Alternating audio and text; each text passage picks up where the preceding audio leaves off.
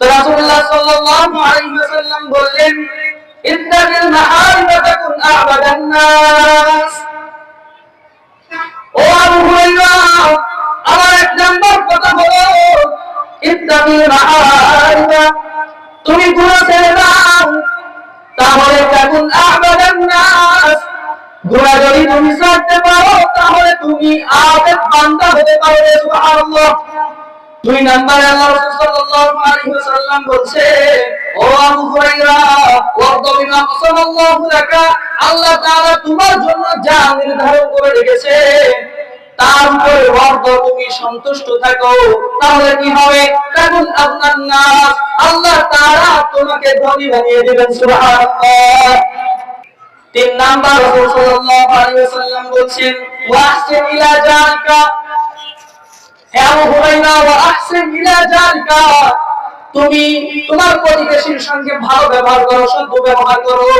যদি তুমি তোমার প্রতিবেশীর সঙ্গে ভালো ব্যবহার করতে পারো তাহলে আল্লাহ তাআলা তাকুন মুমিনান, তাহলে আল্লাহ তাআলা তোমাকে প্রকৃত মুমিন বান্দা হিসেবে গণ্য করে নেবেন। সুবহানাল্লাহ। চার নাম্বার রাসূলুল্লাহ সাল্লাল্লাহু আলাইহি ওয়াসাল্লাম বলেন, ওয়া উহিব্বা লিন-নাসি ওয়া উহিব্বা লিন-নাসি মা তুহিব্বু লিনাফসিকা।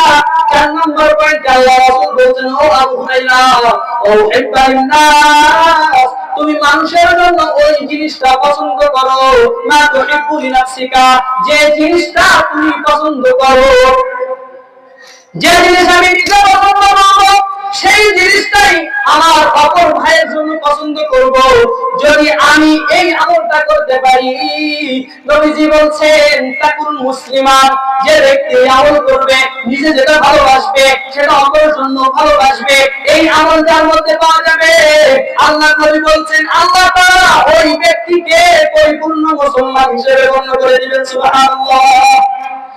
আল্লাহ রাসূল সাল্লাল্লাহু আলাইহি ওয়াসাল্লাম হযরত আবু হুরায়রা রাদিয়াল্লাহু আনহুকে বলছেন, ও আবু হুরায়রা, আমার ৫ নম্বর উপদেশ হলো, ওয়ালা তুকসিরুদ দাহিকা, তুমি কম হাসবে, বেশি হাসবে না। ফাইন্নাকা সাবাত দাহিকি, কেননা বেশি হাসার দ্বারা তুমি তুলকাল, তোমার অন্তর ভরে যাবে। কি বললেন? তুমি বেশি হাসবে না, কম হাসবে, কারণ বেশি হাসার দ্বারা বান্দার অন্তর মরে যায়।